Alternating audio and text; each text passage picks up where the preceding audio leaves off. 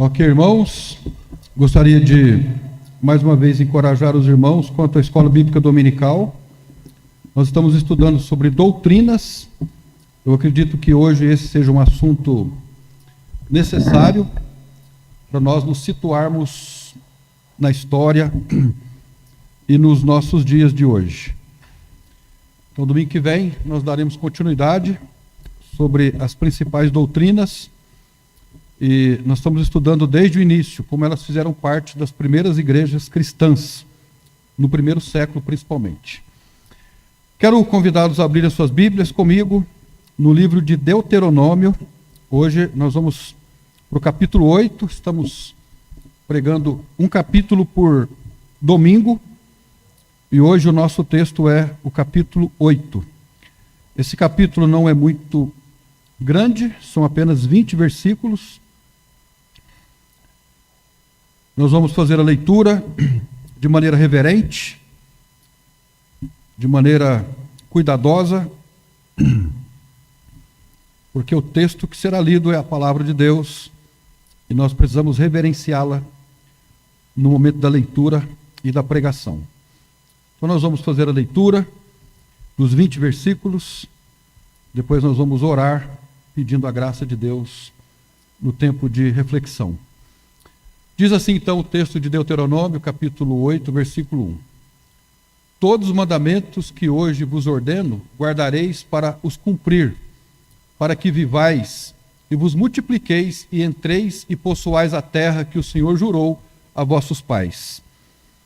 E te lembrarás de todo o caminho pelo qual o Senhor teu Deus te guiou no deserto, estes 40 anos, para te humilhar e para te provar, e para saber o que estava no teu coração, se guardarias os mandamentos ou não.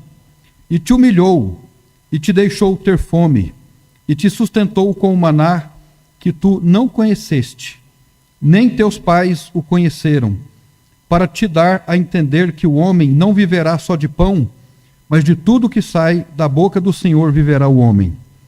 Nunca se envelheceu a tua roupa sobre ti, nem se inchou o teu pé nestes 40 anos. Sabes, pois, no teu coração, que como o homem castiga seu filho, assim te castiga o Senhor teu Deus. E guarda os mandamentos do Senhor teu Deus, para andares nos seus caminhos e para o temeres.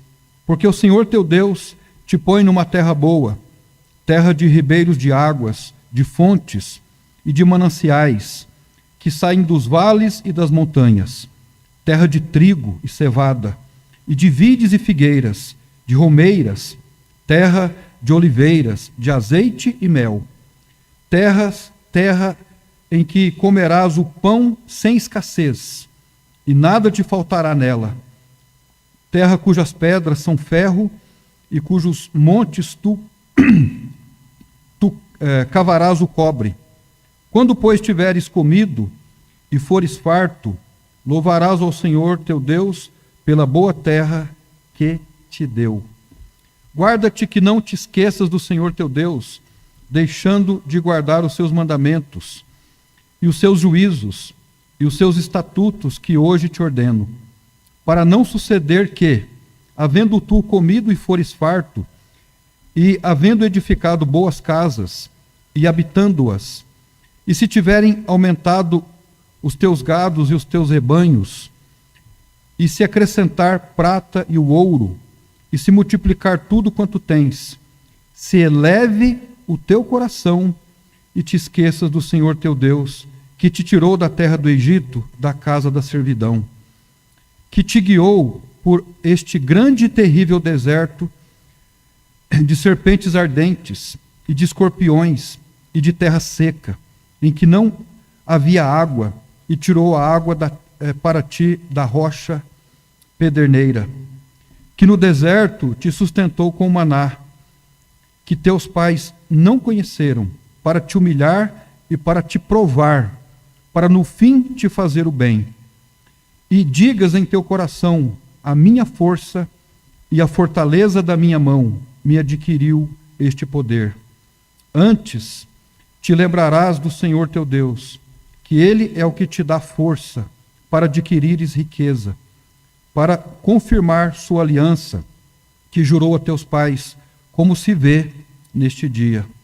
Será, porém, que se de qualquer modo te esqueceres do Senhor teu Deus, e se andares após outros deuses, e os servires e te inclinares perante eles, hoje eu testifico contra vós, que certamente perecereis.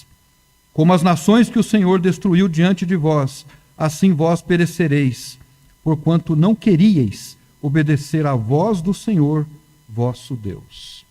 Vamos orar. O título do sermão é uma exortação quanto à misericórdia de Deus.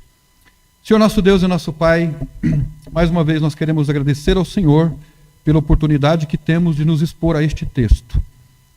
Nos expor a este texto e às verdades aqui contidas e, sobretudo, as lições que podemos extrair para a nossa vida cristã prática. Queremos dizer ao Senhor que nós não somos um povo que pretende andar com autonomia. Nós somos totalmente dependentes do Senhor, da sua graça, da sua misericórdia, do seu perdão. Nós precisamos da providência do Senhor porque reconhecemos o pastoreio do Senhor sobre as nossas vidas. Nós somos ovelhas. Nós não temos um senso próprio de orientação. Não sabemos qual o caminho certo. Nós precisamos então de orientação. Nós precisamos que os nossos caminhos sejam aplanados pelo Senhor. Nós precisamos que o Espírito de Deus guie as nossas vidas através da Tua palavra. E, portanto, nesse momento, nós rogamos que o Senhor nos fale ao coração, nos encoraje nas áreas que nós precisamos de encorajamento, nos desafie nas áreas que nós precisamos de obediência, nos ajude a entender a perfeita vontade do Senhor para as nossas vidas, nos ajude a entender que o Senhor não exige de nós alguma coisa que nós não podemos fazer. O Senhor não é um déspota, o Senhor é um Deus Pai, um Deus que cuida, que pastoreia, um Deus que ama, um Deus que deseja o relacionamento, um Deus que espera de nós uma resposta ao amor do Senhor estendido a cada um de nós. Nos ajude a entender que o Senhor nos trata com individualidade, o Senhor nos vê como rosto, conhece as nossas digitais, conhece a nossa personalidade, as nossas limitações, as nossas forças, e o Senhor sabe o quão dependemos da graça do Senhor. Portanto, nos ajude a entender a Tua palavra nessa noite. É o que nós te pedimos, em nome do Senhor Jesus Cristo. Amém. Como nós já falamos, o livro de Deuteronômio, ele é composto de 3 sermões. São 3 sermões pregados por Moisés a um povo que estava para entrar na terra prometida. Aquele povo que saiu do Egito morreu no deserto, né? Eles, por incredulidade, eles foram sepultados nas areias do deserto. E agora Moisés está diante de uma nova geração, uma geração que não viu muita coisa no deserto, era uma geração inexperiente. A média de idade daqueles judeus que estavam ali para atravessar o Rio Jordão e tomarem posse da terra era de 20 anos de idade. Portanto, era uma geração nova. E agora, o livro de Deuteronômio é uma repetição da lei com o propósito de orientar o povo a entrar na terra. Aquele povo estava sendo preparado não somente para tomar posse de uma terra, no sentido material, mas o povo estava sendo preparado para adotarem um novo estilo de vida. Era não somente uma terra boa e uma terra nova, uma terra produtiva, mas era também uma vida nova, uma vida que eles desenvolveriam com Deus. Moisés, então, ele começa a recordar o povo sobre os 40 anos através do deserto, e que durante aqueles 40 anos, nada faltou para o povo. O Senhor deu o maná, ele deu a água para eles, que saiu da rocha. O Senhor deixou bem claro que ele foi intencional na humilhação, testando o povo, para revelar o que estava no coração do povo. Moisés adverte o povo também a não se esquecer do Senhor, que ao entrarem na terra prometida e provarem das bênçãos que Deus daria para eles e para as gerações posteriores, para que eles não se orgulhassem e olhassem para si mesmos como pessoas autossuficientes, e que todo o sucesso que alcançariam a partir da produção da terra fosse fruto do trabalho deles. Então, era um equívoco, seria um equívoco, e Deus estava dizendo para eles não fazerem isso. Em resumo, Deuteronômio 8 reforça o povo de Deus para viver uma vida de obediência. Esse é o resumo, né? Se nós pudermos dizer assim, de todo o capítulo 8. Deus chama o seu povo para obedecer. Nós vamos dividir o capítulo 8 em 3 partes, porque essa é uma pregação batista, né, Carlos? 3 partes, 3 tópicos. O primeiro tópico é uma exortação à lembrança, uma exortação à obediência e à lembrança dos benefícios, dos versículos de 1 a 6. Depois, a possibilidade da prosperidade, versículos 7 a 10. E, por último, a advertência contra o perigo de se esquecerem de Deus, versículos de 11 a 20. Então, em primeiro lugar, nós vamos comentar sobre a exortação à obediência e a lembrança dos benefícios de Deus. Moisés, então, começa a lembrar o povo de Israel sobre os 40 anos que eles passaram pelo deserto, né? Foi uma travessia muito difícil, não seria uma travessia somente física, mas principalmente espiritual. E aqui ele ressalta algumas verdades. A primeira verdade que nós encontramos nessa parte, que vai do versículo 1 ao versículo 6, é sobre a necessidade de cumprir as Escrituras. No versículo 1 nós lemos assim: todos os mandamentos que hoje vos ordeno, guardareis. Agora, veja bem como é a construção do versículo. Guardareis para os cumprir, vírgula, para que vivais, vírgula, e vos multipliqueis, vírgula, e entreis e possuais a terra que o Senhor jurou a vossos pais. Então, uma coisa levava a outra, né? Eles deveriam guardar para cumprir, cumprir para viver, e viverem para se multiplicarem, e assim, então, Deus abençoaria aquele povo. Agora, uma das questões fundamentais da obediência que Deus queria do povo, o que nós notamos em todo o livro de Deuteronômio, não era uma questão compulsória, não era obedecer por obedecer. Não se tratava apenas de uma escolha, viverem numa vida de obediência, mas adotarem obediência como uma necessidade fundamental para a vida. No sermão passado nós falamos que a obediência que Deus exigia do seu povo e que Deus também exige de nós, não é uma exigência pedante, mas a obediência é uma fonte de bênção. A obediência é um escudo de proteção para a vida do crente. A obediência é uma escada para subir na vida da maneira correta. Era a maneira que Deus criou para que o povo entrasse na terra e fosse abençoado, e fosse bem-aventurado, e fosse saudável, em todos os sentidos. Deus pretendia que o seu povo, o povo de Israel, fosse abençoado no sentido moral, emocional, profissional e espiritual. Enfim, ele pretendia que o seu povo fosse abençoado em todos os sentidos. Todos esses mundos, o mundo moral de uma pessoa, o mundo emocional de uma pessoa, o mundo profissional, o mundo espiritual, eles estavam e ainda estão interligados um ao outro. Se nós somos pessoas bem-sucedidas na nossa vida com Deus, nós também seremos na vida profissional, nós teremos uma vida emocional saudável, uma vida moral saudável, nós teremos uma vida em todos os sentidos saudáveis. É como um elo de corrente, um depende do outro. Se um elo é quebrado, os outros também se rompem. Por isso, ele queria que eles guardassem para que pudessem cumprir, cumprir para viver e viver para se multiplicarem na terra.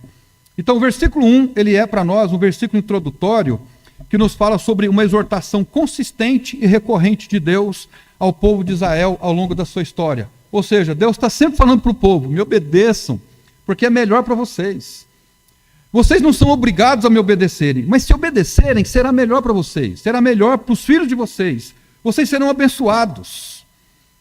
Meus irmãos, Deus tem falado comigo, Deus tem falado com você, eu tenho certeza disso. Deus não está mudo, Deus não está morto, Ele está se comunicando, e Ele se comunica perfeitamente com a nossa consciência. Mas nós precisamos estar muito atentos ao que Ele quer de nós, para que nós possamos praticar. Deus fala conosco. Essa obediência que Ele quer de nós, não é aquela obediência fria, motivada pelo medo, mas é uma obediência motivada pelo relacionamento. Nós obedecemos porque nós amamos. Nós obedecemos porque reconhecemos que a obediência é uma escada para se subir na vida da maneira correta. Nós obedecemos porque entendemos que a obediência é um escudo de proteção. É uma obediência porque essa obediência que traz bênção. Não é uma obediência em forma de perfeccionismo religioso. Deus não quer que nós sejamos perfeccionistas, que nós sejamos fariseus, mas Ele quer que nós nos relacionemos com Ele com sinceridade. Senhor, está difícil. Como é difícil obedecer, mas eu te dou graças porque o Senhor me ama e tem me ajudado. Então essa é a primeira verdade. A segunda verdade que nós encontramos nesses versos, nós encontramos no versículo 2. E te lembrares de todo o caminho pelo qual o Senhor teu Deus te guiou no deserto estes 40 anos. Agora veja, aqui Moisés está se dirigindo a uma outra geração, é a segunda geração. As pessoas que foram provadas no deserto, que foram humilhadas, como se lê nesse texto, não foram essas aqui. Agora, aqueles morreram no deserto, mas a nação foi humilhada. Então, existia aqui um forte conteúdo pedagógico. Assim como seus pais foram humilhados, foram provados e passaram por dificuldades, por blasfemarem, por murmurarem contra Deus, não façam isso. Essa é a mensagem do livro de Deuteronômio. Aprenda com os erros dos seus pais a não cometerem o mesmo. E te lembrarás de todo o caminho pelo qual o Senhor teu Deus te guiou no deserto estes 40 anos, para te humilhar, para te provar, para saber o que está no teu coração, se guardaria ou não os seus mandamentos. Então, a segunda verdade que nós extraímos daqui é que o sofrimento ao povo de Israel no deserto foi causado por Deus. Deus foi intencional no sofrimento. O povo não sofreu por acaso. Deus tinha uma intenção naquilo. E a intenção de Deus era provar o povo para que o povo visse, percebesse o que estava no seu coração e, descobrindo o que estava no seu coração, eles pudessem lidar com aquilo para que então pudessem interagir com Deus, pudessem ter um relacionamento com Deus. Era isso que ele queria. Deus propôs ensinar a Israel que a vida do homem é diferente da vida de um animal. Consiste não apenas na vitalidade física promovida pelo pão terreno, mas também pelo pão celestial. Veja o verso 3. E te humilhou e te deixou ter fome, e te sustentou com o maná que tu não conheceste, nem teus pais o conheceram, para te dar a entender que o homem não viverá só de pão, mas de tudo que sai da boca do homem viverá, da boca do Senhor viverá o homem. Então, Deus quis que o povo entendesse que eles não eram como animais, que ao perceberem o maná entre eles, eles deveriam descobrir o que estava por trás do maná. O maná não era uma coisa comum, né? Eu fiz um estudo sobre o maná, algumas coisas interessantes. Ele era bem pequeno, era branco e arredondado, e ele tinha o gosto da comida que a pessoa preferia. Então, se uma pessoa gostasse de picanha, comia o maná como se estivesse comendo picanha. Uma pessoa que gostasse de jiló, mastigando o maná, ia ter gosto de jiló. Olha que coisa interessante, né? Então, olha como Deus tratava o povo com individualidade, né? A maneira como ele cuidou daquele povo, o elemento sobrenatural do maná. E nós podemos tirar várias lições para a nossa vida a partir desse maná que Deus dava. O primeiro deles é que o maná era um tipo de palavra de Deus. Deus também nos trata com individualidade quando nós estudamos a sua palavra. A palavra é a mesma, né? Mas quando nós lemos, estudamos e meditamos e refletimos sobre ela, ela nos fala ao coração de uma forma muito pessoal, muito particular. Essa é a razão porque nós temos estimulado os irmãos não somente a estudarem a Bíblia, não somente a lerem a Bíblia, mas ler a Bíblia com um propósito devocional, desenvolvendo um relacionamento com Ele. A aparência do maná era sem graça, mas era um elemento que abençoava aquele povo. Uma outra lição que nós tiramos é que os israelitas, eles foram muito superficiais no seu comportamento quanto ao que o maná produzia para eles. Eles ainda reclamavam do maná que Deus lhes dava. E o último ensinamento é que, enquanto o povo atravessou o deserto, o Senhor cuidou do povo em tudo. As roupas não envelheceram. Imagina o que é passar por um deserto por tantos anos e as roupas estavam intactas. Os pés não incharam, né? Naquele calor intenso que eles passaram lá no deserto. Então, veja, irmãos, que a exortação aqui é para que o povo obedecesse e não se esquecessem dos benefícios de Deus. O que Deus queria com o povo era relacionamento. O que Deus quer conosco ainda hoje é relacionamento. Deus quer relacionar-se conosco. Porque Deus é uma pessoa. Deus não é uma crença. O Senhor não é uma crença. É uma pessoa que quer relacionar-se conosco. É uma pena que esse Deus amoroso, presente, transcendente, né? Ele transcende tudo, ao mesmo tempo imanente, que interage conosco, que faz parte da nossa vida, ele tem sido tão diminuído, mas tão diminuído na sociedade, e às vezes até por nós, e sem percebermos. Às vezes nós olhamos para Deus como um Deus de aluguel. Eu estava hoje lembrando com o Giovanni. Quando o Giovanni tinha 14 anos de idade, nós pagamos um curso para ele, e o nome do curso, Marido de Aluguel. O Giovanni, com 14 anos, ele aprendeu a mexer com eletricidade. Não sei se aprendeu, né? Mas pelo menos fez o curso.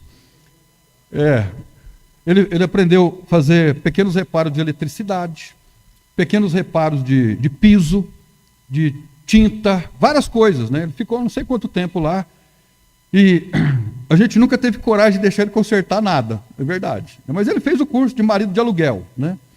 E todos aqui em Londrina sabemos como funciona o marido de aluguel, né? Existia uma escola aqui na Santos Dumont, a pessoa ia lá, pagava o curso, e depois era habilitada, certificada, e ela podia então sair por aí ganhando um dinheiro, indo na casa das pessoas, consertando o que precisava ser consertado, né? E eu soube pelos donos da escola, que naquela época um marido de aluguel com experiência ganhava muito bem, tinha um ótimo salário, né? Quem tinha habilidade para isso. Agora veja, como funciona a sistemática de um marido de aluguel? Você tem em casa um serviço para ser feito, alguma coisa está quebrada, não está funcionando. Então você liga para o marido de aluguel e fala para ele, olha, eu quero que você venha aqui à minha casa para consertar isso e aquilo outro. Ele vem, aí você abre a casa para ele, ele faz o reparo, ele conserta o que está estragado, depois recebe o dinheiro dele, tchau, e vai embora. Não existe relacionamento nenhum. Não há um elo de relacionamento. Não há uma amizade. Então, às vezes, a gente olha para Deus como um Deus de aluguel. Alguma coisa na nossa vida precisa ser consertado, alguma coisa não está boa, às vezes uma enfermidade, às vezes um mal-estar, às vezes qualquer coisa na nossa vida que esteja estragada, do ponto de vista financeiro, do ponto de vista profissional, do ponto de vista moral. E aí a gente contrata Deus, a gente fala para ele, olha, eu vou contratar o senhor. A gente vai para a igreja e eu já vou pagar adiantado. Eu vou dar um dízimo aqui, eu vou cantar uma musiquinha para o senhor, mas em troca disso eu quero que o senhor preste um serviço para mim. Mas eu não quero relacionamento, porque depois que está consertado, aí eu não preciso mais do senhor. Quantos entenderam isso? Um Deus de aluguel. Era tudo que Deus não queria com o seu povo. Deus queria que houvesse um relacionamento, na alegria e na tristeza, nos momentos de facilidade e nos momentos de dificuldade. Isso não deve nos fazer, não nos leva numa reflexão, irmãos, uma exortação a uma obediência e a lembrança dos benefícios do Senhor para nós. Tem uma história interessante que eu já contei algumas vezes. Eu já contei essa história aqui, eu acho que num aniversário. Era aniversário de 80 anos de um patriarca lá no estado de Goiás. E ele era um fazendeiro muito conhecido, muito bem sucedido. E a família toda queria fazer uma boa festa para ele. Uma festa daquelas. Então convidaram muita gente, foram lá sacrificados alguns animais, né? Um bolo enorme para que fizesse a festa daquele patriarca. A fazenda estava cheia de gente, mas muita gente. passaram o dia todo comendo, churrasqueando, né? Aí quando o dia estava terminando, eles foram então partir o bolo para cantar parabéns para o patriarca. Vamos chamar o patriarca então para a gente cantar parabéns para ele. E saíram procurando, onde ele está? Onde ele está? E aí não encontraram. E aí o tempo foi passando, a noite foi entrando, eles não encontravam o patriarca, a pessoa que era a razão de todos estarem ali para aquela celebração. Aí então, um dos filhos pediu para que fossem feitos grupos para saírem pela fazenda, para descobrirem onde estava o patriarca, para cantar parabéns para ele pelo seu aniversário de 80 anos. E aí os grupos saíram para lá, preocupados, porque era um dia de festa e o dono da festa havia desaparecido. Em determinado momento, alguns dos filhos começaram a entrar numa capoeira. Capoeira é um pedaço de mato dentro de um pasto, né? O sol já estava se pondo, eles entraram naquela capoeira e os raios do sol estavam entrando ali pelas frestas das árvores. Aí encontraram o patriarca deitado. Ele estava deitado em cima de um pedaço de madeira, lendo a Bíblia, desse jeito assim, e lendo o versículo que eu vou ler agora. Que darei eu ao Senhor por todos os benefícios que me tem feito. Tomarei o cálice da salvação e invocarei o nome do Senhor. Pagarei os meus votos ao Senhor agora e na presença do seu povo. Ele estava dizendo assim: Senhor, o Senhor me deu tanto, né? Que darei eu ao Senhor por todos os benefícios que o Senhor tem feito. Eles então interromperam, choraram, vamos lá comemorar o aniversário. Então, é um episódio, essa história é verdadeira, ela é contada como verdadeira. E ela nos move para uma vida de obediência, né? Porque o que nós podemos oferecer para Deus? Por todos os benefícios que Ele tem feito por nós. Então, nós não devemos e não podemos obedecer a Deus por medo de correção.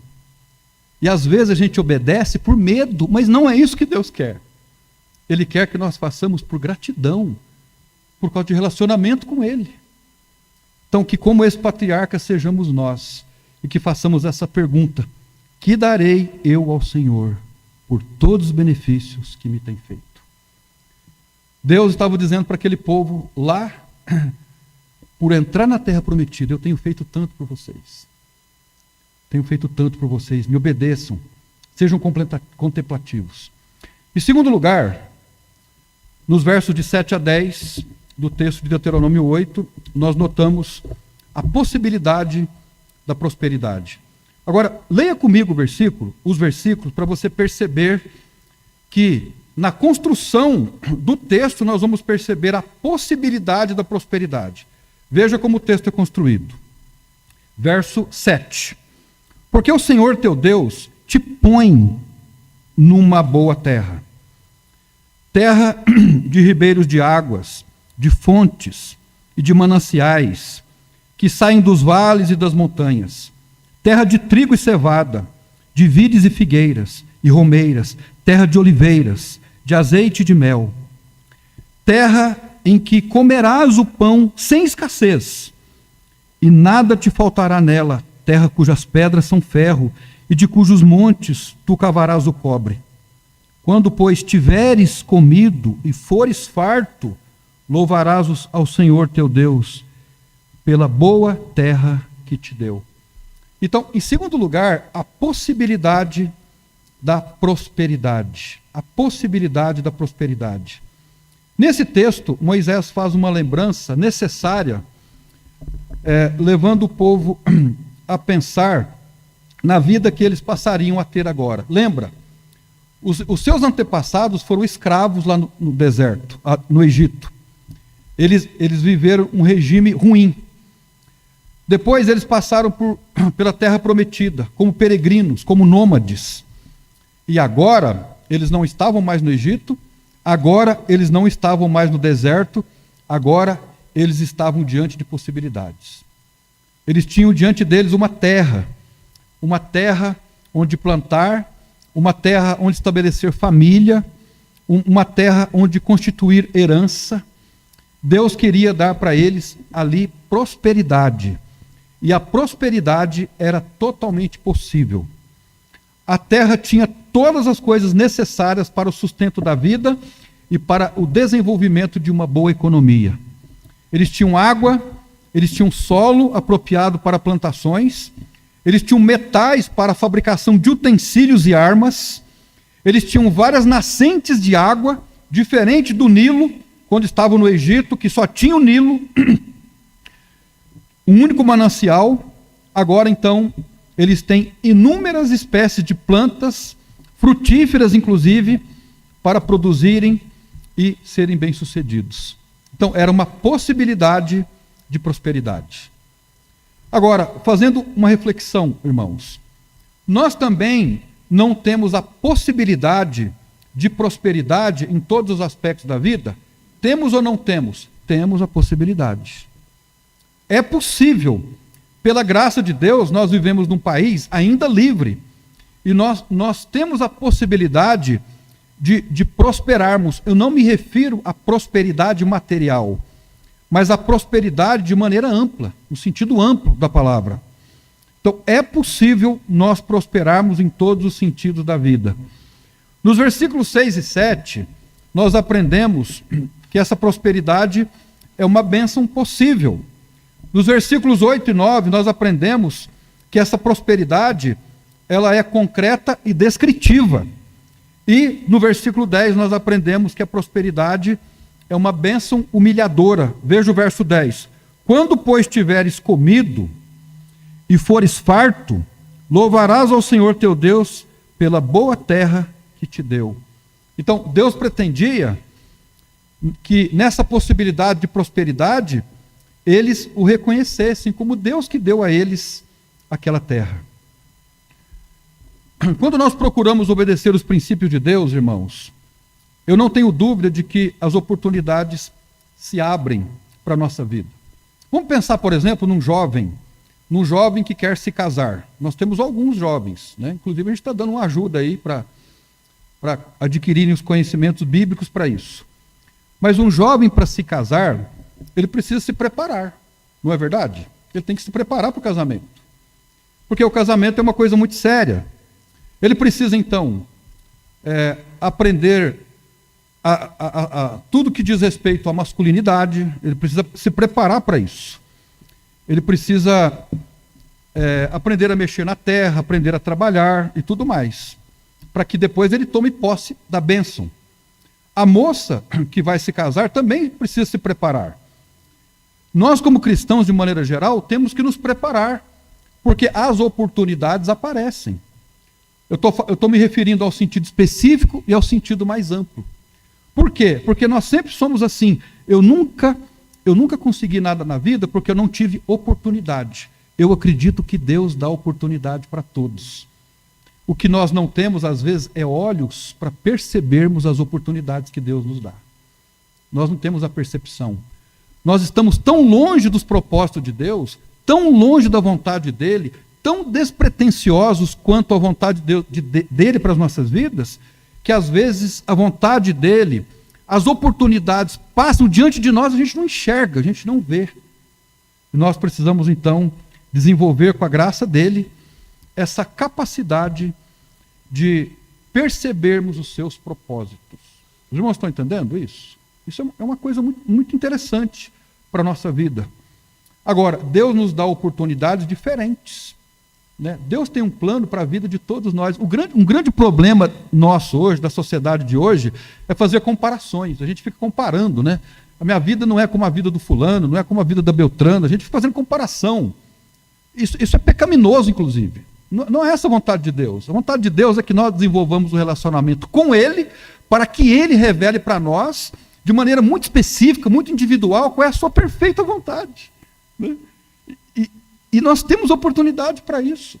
Nós temos oportunidade de crescermos espiritualmente, emocionalmente, crescemos na graça e no conhecimento. Irmãos, nós estamos agora estudando doutrinas na escola bíblica dominical.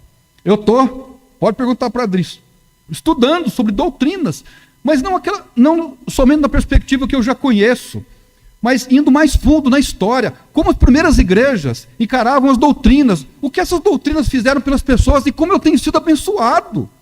Eu tenho fortalecido a minha vida com Deus. Mas nós temos que procurar isso, nós temos que ser intencionais nisso, para que desenvolvamos essa vida que Deus espera de nós. A vida cristã, irmãos, ela é, sobretudo, uma vida de oportunidades. Você acredita nisso? A vida cristã é, sobretudo, uma vida de oportunidades. Uma vida que oportuniza para nós o crescimento, a prosperidade, no sentido amplo. Eu não estou me referindo à prosperidade material. Não estou pregando a teologia da prosperidade, mas a teologia do contentamento, de vivermos contentes com aquilo que Deus tem nos dado. Mas o povo, então, de Israel agora, eles estão diante de uma oportunidade de prosperidade. Todos os dias, nós estamos diante de uma oportunidade de prosperidade. Todos os dias, Deus está nos oportunizando. Em todos os sentidos. É preciso pensarmos sobre isso. Senhor, o Senhor tem me dado novas oportunidades? Sim, Deus tem dado oportunidades. Oportunidade de crescimento, oportunidade de evangelização, oportunidade de discipulado, oportunidade de aprender, oportunidade de ser uma bênção, oportunidade de abençoar alguém. Deus tem nos dado oportunidades. Mas nós precisamos ser oportunos, percebê-las, identificá-las e aí partirmos para a ação. É isso que Deus espera de nós. Então, os versículos 7 a 10 nos ensinam isso. O povo estava diante de uma possibilidade de prosperidade. A prosperidade ainda não havia vindo, eles não estavam ainda na terra. Mas Deus está anunciando, é possível que vocês sejam prósperos. Mas procurem identificar as oportunidades. Eu vou dar para vocês plantas frutíferas, árvores frutíferas, vou colocar aí o ferro, o cobre, vocês precisam escavar a terra, descobrir para fazer armas, para fazer utensílios. Eu estou dando para vocês. As oportunidades estão aí. Irmãos queridos, Deus tem nos dado oportunidades. A gente pode reclamar de Deus? Não. Deus tem nos dado oportunidades. Oportunidade de serviço. Que é bênção maior do que oportunidade de servir. Deus tem nos dado oportunidades. Nós não podemos reclamar. O que às vezes não ocorre é que nós não percebemos. Estamos muito voltados para nós mesmos. Nos tornamos murmurões, reclamões e não percebemos as oportunidades que Ele tem nos dado. Em terceiro e último lugar, a advertência contra o perigo de esquecer-se de Deus. Veja o versículo 11. Guarda-te que não te esqueças do Senhor teu Deus, deixando de guardar os seus mandamentos e os juízos e os estatutos que hoje te ordeno, para não suceder que, havendo tu comido e fores farto, e havendo edificado boas casas, e habitando-as, e se tiverem aumentado os teus gados e os teus rebanhos, e se acrescentar a prata e o ouro, e se multiplicar tudo quanto tens, se eleve o teu coração e te esqueças do Senhor teu Deus, que te tirou da terra do Egito e da casa da servidão. Que te guiou por aqueles grande e terrível deserto, de serpentes ardentes, de escorpiões e de terra seca, que não havia água, e tirou a água para ti da rocha pederneira. Veja o versículo 17 e o 18. E digas no teu coração, a minha força e a minha fortaleza e a fortaleza da minha mão me adquiriu este poder. Antes te lembrarás do Senhor teu Deus, que Ele é o que te dá força para adquirires riqueza, para confirmar a sua aliança que jurou a teus pais, como se vê neste dia. Então nós podemos, em poucas palavras, subdividir esse texto. Em primeiro lugar, eles deveriam guardar o coração para que o coração não elevasse. O versículo 14 nos fala sobre isso. Nos versículos 17 e 18, eles deveriam se guardar da autobajulação. O que é a autobajulação? Quando é que nós nos bajulamos? Quando a gente, lá com os nossos pensamentos, a gente começa a refletir assim: puxa vida, quanto Deus tem me dado ao longo da minha vida? Eu materialmente não tinha nada, eu era um Zé Mané, estou falando de mim, né? Eu não tinha nada, hoje eu tenho isso, eu tenho aquilo. Quando a gente chegou aqui em Londrina, por exemplo, né, nós tínhamos um Uno vermelho, a gente chamava de ketchup, né? O cara chamava de ketchup. E o Giovanni com 3 anos de idade, né? E hoje o Giovanni casou, foi embora, vai retornar, mas foi embora, né?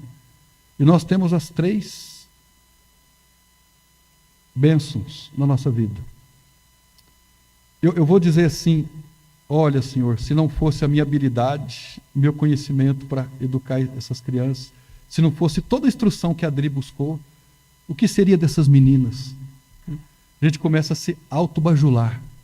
Se não fosse os cursos que eu fiz, se não fosse a minha habilidade para conquistar o que eu conquistei, o que seria de mim, né?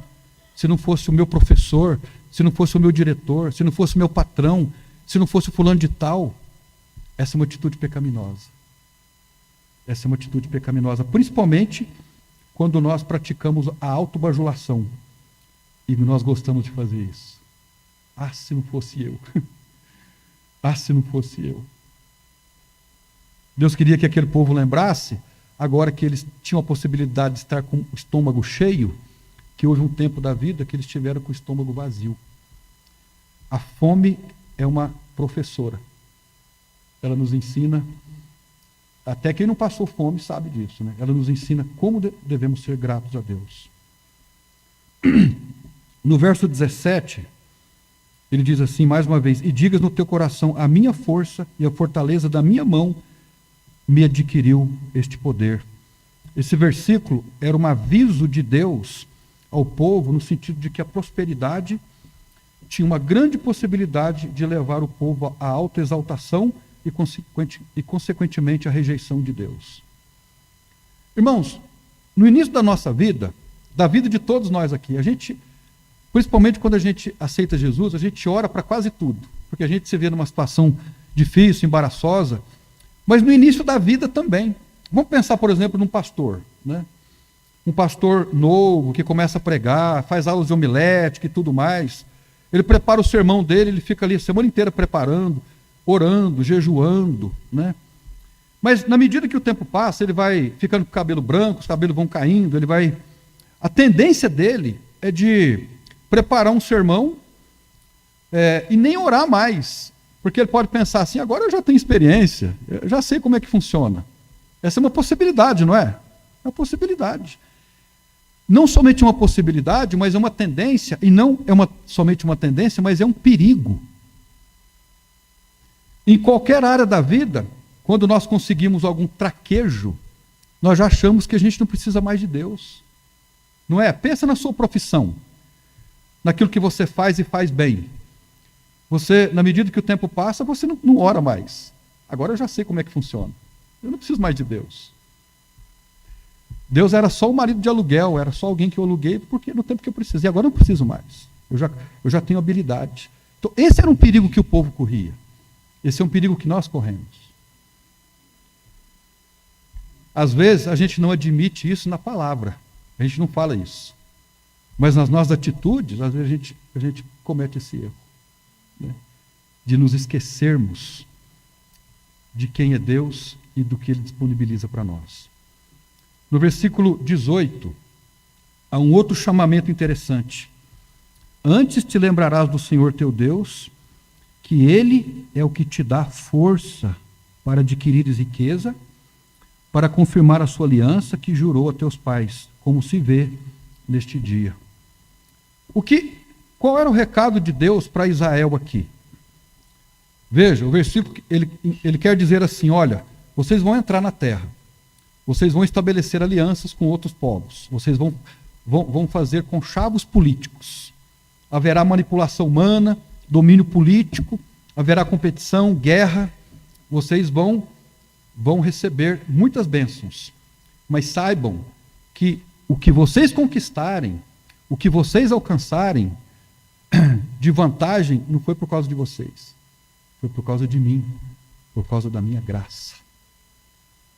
Quando a gente vai fazer uma refeição, a gente conversa com as meninas isso. Está ali a comida. Foi Deus que deu. Ou a gente pensa assim, se eu não suar a camisa, não tem comida na mesa. Não. Se Deus não quiser, você nem vai suar sua camisa. Isso nem vai acontecer. Tudo que nós temos, tudo que nós somos, tudo que nós possuímos, é graça de Deus. Essa é uma lição da vida que a gente não pode esquecer. Nós não podemos esquecer. Lembra da história da Kombi? Posso contar de novo aqui? Porque pode ser que alguém não saiba. Um irmão lá em Manaus, não ri não, eu já contei um monte de vezes. O irmão lá em Manaus, né? Ô meu Deus, ô pastor, fala para a igreja orar por mim que eu quero muito uma Kombi. Ah, como eu gostaria de ter uma Kombi. Toda reunião de oração, irmão, ora por mim que eu quero uma Kombi. Eu amo a Kombi, eu queria uma Kombi. Ora por mim, irmãos. A igreja orava e jejuava. E o dia ele conseguiu comprar a Kombi. Aí ele tinha falado para o pastor, pastor, se Deus me der uma Kombi, eu vou buscar os irmãos. Não tem os irmãos aí que têm dificuldade para vir à igreja? Eu quero buscar os irmãos, eu quero trazer os irmãos, eu quero levar os irmãos de volta, eu quero fazer culto aqui, quero fazer culto ali. Quando ele recebeu a Kombi, primeiro mês, ele falou, pastor, eu vou levar os irmãos da igreja. Aí passou, levou os irmãos da igreja. Aí, um mês depois, ele falou, pastor, será que não dá para ajudar na gasolina? Porque está ficando difícil a coisa, né? Pastor, dá, a gente ajuda na gasolina. Aí, mais um mês depois, ele trouxe os irmãos para a igreja, mas depois do culto ele ficou falando, vamos, irmão, tem compromisso. Eu preciso levar os irmãos logo, porque não dá para esperar. Aí, no terceiro mês, ele falou assim, pastor, meu cunhado me chamou para pescar, e nós vamos fazer uma pescaria. Faz tempo que a gente está planejando, agora que Deus me deu a Kombi, eu vou com a Kombi, nós vamos pescar. Pode ir, irmão. Aí foram pescar, pelo jeito gostaram da pescaria. No outro domingo falou, pastor, meu cunhado me chamou de novo para pescar. Então não vai dar para buscar os irmãos. O senhor me perdoa aí e tal, mas tudo bem, irmão. Enfim, o tempo foi passando que aquele irmão deixou de ir na igreja por causa da Kombi. Sabe o que aconteceu com a Kombi? Foi roubada. O irmão voltou para a igreja. Isso também não ensina para a gente muita coisa? É uma história verdadeira também essa. Né? É uma história verdadeira. E aí, isso nos leva aos últimos versículos, o 19 e o 20. Será, porém, que se de qualquer modo te esqueceres do Senhor, teu Deus, e se andares após outros deuses, olha a Kombi como Deus, hein? E os servires, e te inclinares perante eles, hoje eu testifico contra vós. Olha que palavra pesada. Eu, o Pai, o Deus que os trouxe através do deserto, testifico contra vós que certamente perecereis. Certamente perecereis. Eles deveriam lembrar então da possibilidade da queda. A queda é uma possibilidade. A prosperidade é uma possibilidade. A queda é uma prosperidade, a queda é uma possibilidade que decorre da prosperidade. Quando a gente começa a ser abençoado, a gente não precisa mais de Deus. Deus, então, para nós, é alguém de aluguel.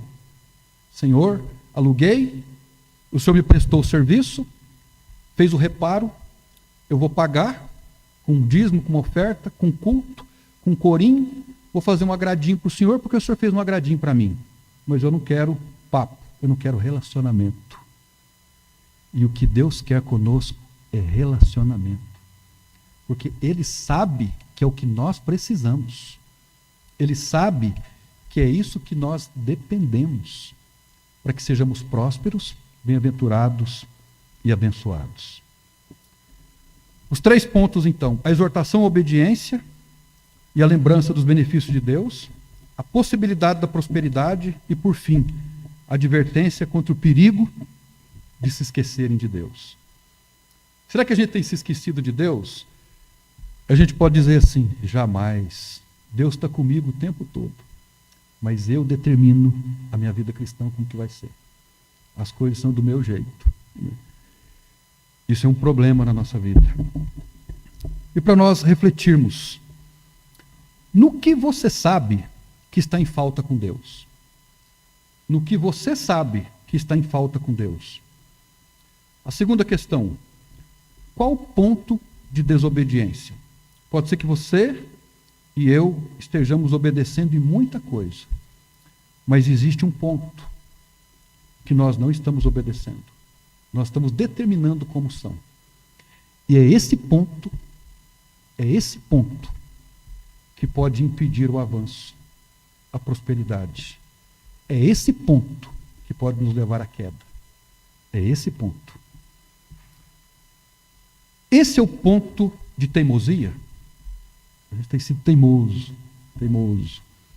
A gente olha para a Bíblia e lê que Deus é longânimo.